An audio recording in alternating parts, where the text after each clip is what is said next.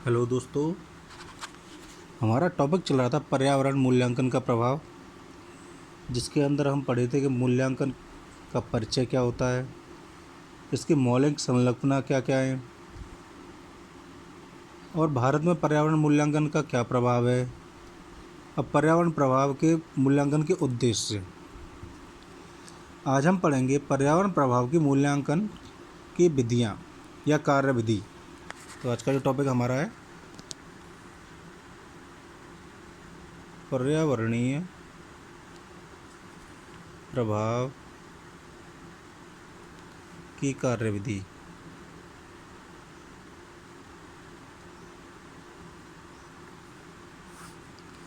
पर्यावरण प्रभाव की जो हमारी कार्यविधि है, इसकी इसे हम 3 भागों में विभाजित करते हैं। पहली है प्रारंभिक छानबीन।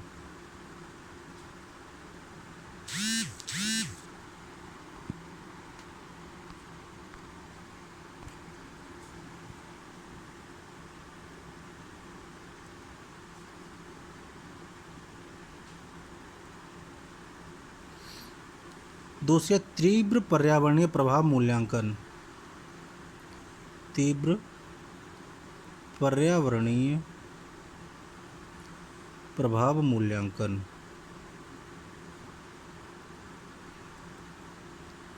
और जो तीसरी है वो है विस्तृत पर्यावरणीय प्रभाव मूल्यांकन।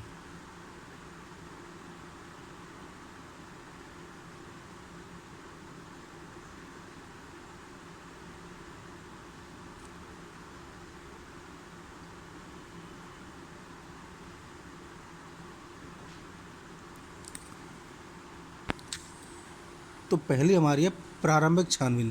प्रारंभिक छानबीन होती क्या है, चलो हेडिंग डालते हैं, लिखते हैं इसके बारे में। प्रारंभिक छानबीन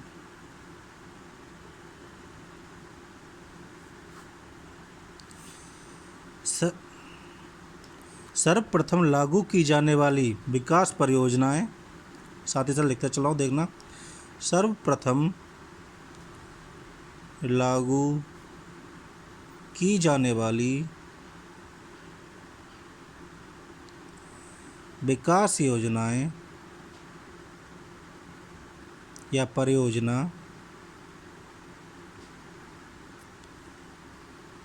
के बारे में प्रारंभिक छानबीन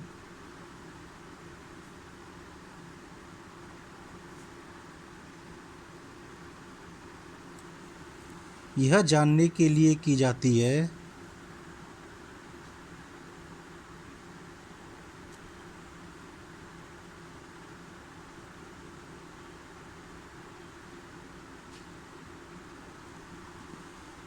कि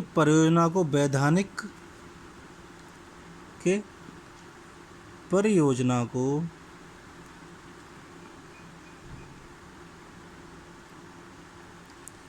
वैधानिक अधिसूचना के अनुसार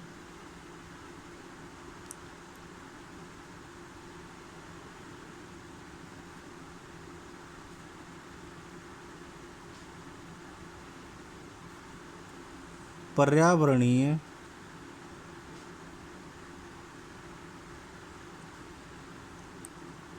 निर्बाध की आवश्यकता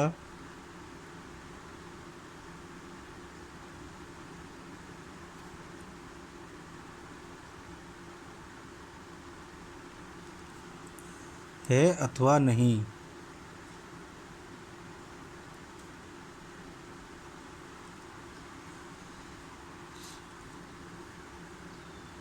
प्रारंभिक छानबीन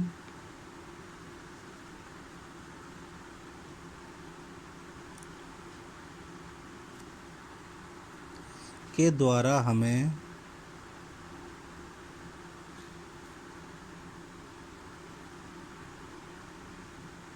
ऐसी परियोजना की जानकारी मिलती है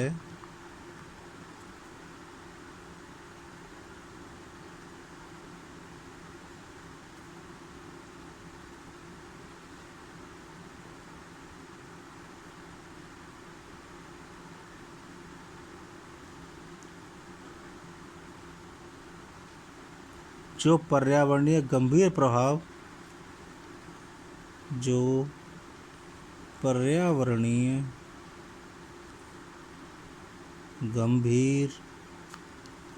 प्रभाव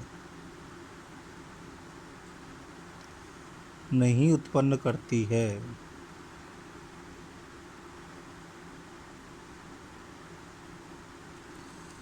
एक बार दोबारा देखें। सर्वप्रथम लागू की जाने वाली विकास परियोजनाओं के बारे में प्रारंभिक छानबीन यह जानने के लिए की जाती है कि परियोजना को वैधानिक अधिसूचना के अनुसार पर्यावरणीय निर्बाधन की आवश्यकता है अथवा नहीं। प्रारंभिक छानबीन के बाद द्वारा हमें ऐसी परियोजनाओं की जानकारी मिलती है जो पर्यावरणीय गंभीर प्रभाव उत्पन्न नहीं करती है या उत्पन्न करती है। दूसरा है हमारा इसमें तीव्र पर्यावरणीय प्रभाव का मूल्यांकन। तीव्र पर्यावरणीय प्रभाव का मूल्यांकन यह ऐसा प्रतीत होता है, इसके बारे में लिखें, यह ऐसा प्रतीत होता है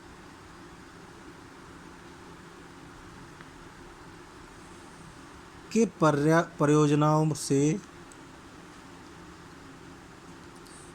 परियोजनाओं से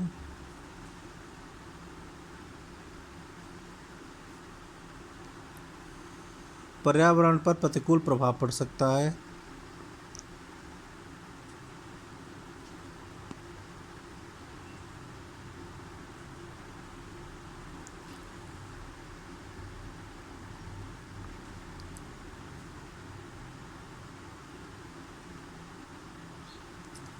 तब ऐसी स्थिति में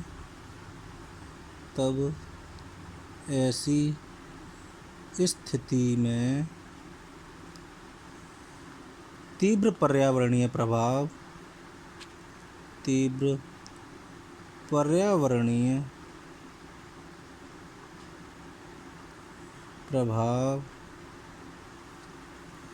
मूल्यांकन किया जाता है।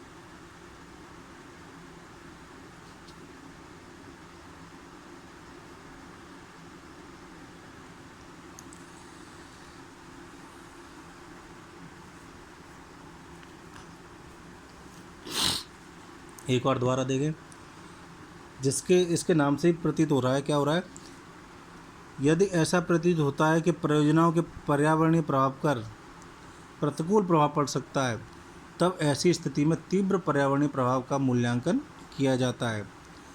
अगला है विस्तृत पर्यावरणीय प्रभाव का मूल्यांकन। विस्तृत पर्यावरणीय प्रभाव मूल्यांकन को हम कुछ भागों में बांटते हैं। विस्तृत पर्यावरणीय प्रभाव मूल्यांकन। विस्तृत पर्यावरणीय प्रभाव मूल्यांकन को हम मुख्य रूप से 6 भागों में बांटते हैं।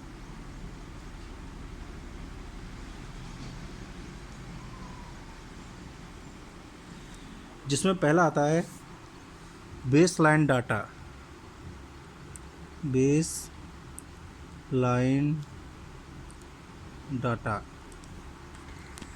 इसके अंदर जो हमारा दूसरा आता है वो है प्रभावों की पहचान।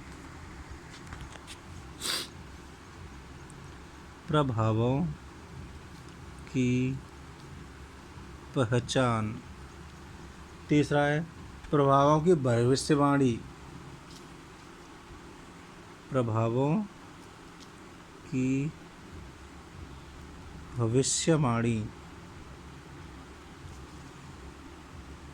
चौथी है प्रभावों का मूल्यांकन।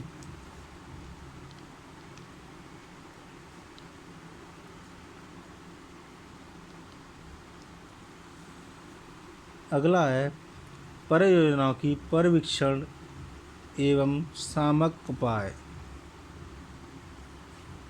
योजनाओं की पर्यवेक्षण एवं सामक उपाय। और अंत में समाज तथा निर्णायकों को सूचित करना। समाज तथा निर्णायकों को सूचित करना।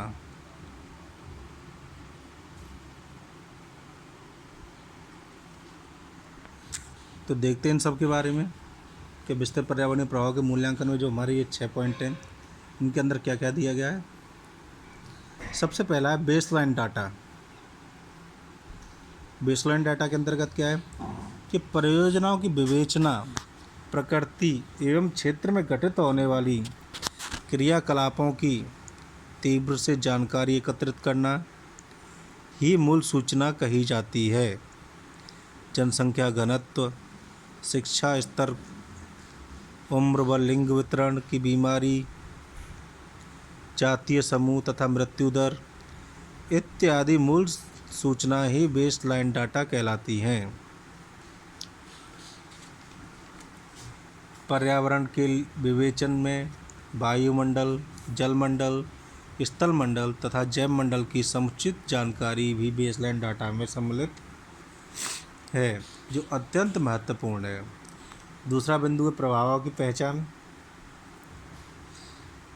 प्रभावों की पहचान कैसे होती है कि कार्यविधि के द्वितीय चरण के इस स्तर पर यह विश्लेषण किया जाता है कि तब क्या होगा जब परियोजना क्रियान्वयन की स्थिति में पहुंच जाएगी। इस प्रकार के प्रश्न का उत्तर प्रभावों की पहचान से प्राप्त है, जो विस्तृत पर्यावरणीय प्रभाव मूल्यांकन में काफ़ी सहायक होता है। अगला है भविष्यवाणी या पूर्वानुमान। मूल्यांकन के इस स्तर पर परियोजनाओं के चालू होने पर उस क्षेत्र पर पड़ने वाले प्राथमिक प्रभावों तथा द्वितीय प्रभावों का परीक्षण किया जाता है। अगला है प्रभावों का मूल्यांकन। इसके अंदर देखिए क्या होता है कि प्रभावों के मूल्यांकन से परियोजनाओं को चालू हो जाने पर संभावित परिवर्तनों का वास्तविकता का बोध होता है। हमारा 5वां पॉइंट है योजनाओं की परिवीक्षण एवं सामक उपाय। अब इसके अंदर देखिए क्या होता है, यदि विकास कार्यों के सार्थक प्रभाव या प्रभावी परिवर्तन है तो प्रभावों को समन करने के उपाय का परीक्षण करना पड़ता है, जो बहुत आवश्यक है। इसके कुछ पॉइंट हैं जिसे हम इस तरह से लिख सकते हैं कि समन करने के संभावित उपाय निम्न हैं, जिसमें से पहला है, पहला क्या है, परियोजना स्थल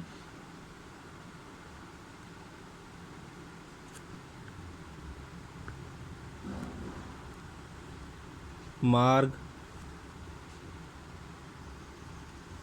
प्रक्रम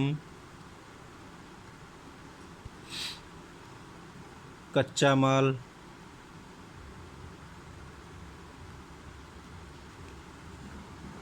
संचालन प्रक्रम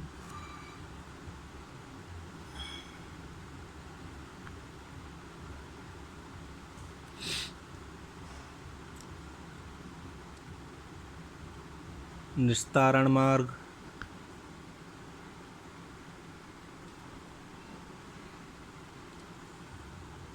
एवं अभिकल्पना में परिवर्तन करना एवं अभिकल्पना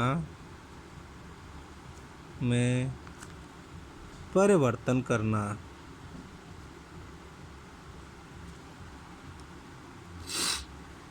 दूसरा बिंदु है इसके अंदर अपशिष्ट जल उपचार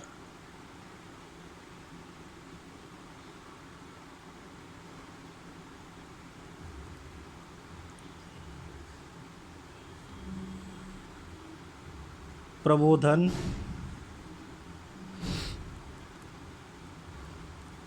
तथा प्रदूषण नियंत्रण के उपाय खोजना।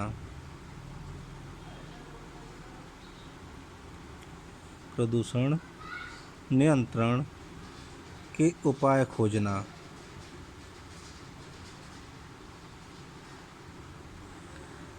तीसरा है साथ ही इसका पॉइंट कि क्षतिग्रस्त संसाधनों को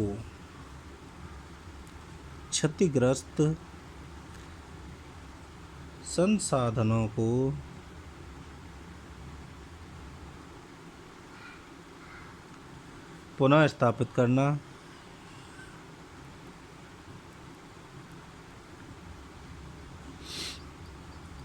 प्रभावित व्यक्तियों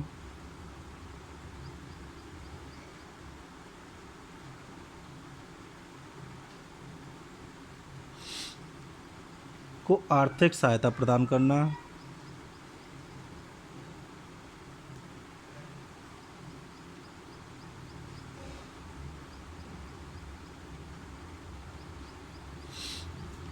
अन्य विषयों में वैकल्पिक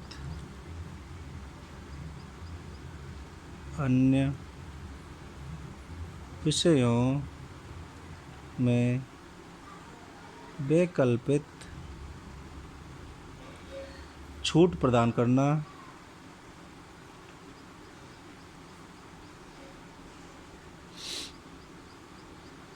तथा उनकी सामाजिक जीवन शैली में सुधार करना,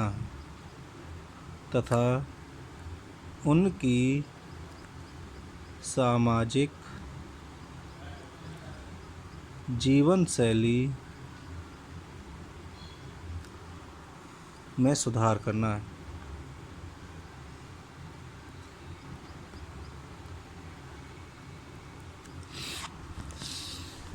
तीनों पॉइंटों को एक नज़र में दोबारा देखते हैं। परियोजना मार्ग, स्थल प्रक्रम, कच्चा माल संचालन प्रक्रम, निस्तारण मार्ग एवं अलिकपना में परिवर्तन करना। दूसरा, अपशिष्ट जल उपचार, प्रबोधन तथा प्रदूषण। ये प्रबोधन का मतलब होता है मॉनिटरिंग तथा जल प्रदूषण के नियंत्रण के उपाय खोजना। तीसरा बिंदु है क्षतिग्रस्त संसाधनों को पुनः स्थापित करना, प्रभावित व्यक्तियों को आर्थिक सहायता प्रदान करना, अन्य विषयों में वैकल्पिक छूट प्रदान करना तथा उनकी सामाजिक जीवन शैली में सुधार करना। अगला पॉइंट है इसमें अंतिम पॉइंट जो हमारा है, समाज को तथा निर्णायकों को सूचित करना। इसके अंतर्गत क्या आता है कि पर्यावरण प्रभाव के मूल्यांकन की प्राप्त होने वाली उपलब्धियों का अभिलेखीकरण एवं संप्रेषण सर्वाधिक महत्वपूर्ण कार्य है। किसी परियोजनाओं का अभिलेखीकरण एवं संप्रेषण दोनों ही अति उत्तम होने चाहिए, क्योंकि बहुत सी प्रौद्योगिकी के तौर पर श्रेष्ठ परियोजनाएं खराब अभिलेखीकरण एवं खराब संप्रेषण के कारण निर्णायकों व समाज को संतुष्ट करने में सर्वदा असक्षम रही हैं। तो आज का हमारा पॉइंट यहीं समाप्त होता है टॉपिक। अगले टॉपिक में मिलते हैं आपसे पर्यावरणीय प्रबंधन पद्धति के साथ।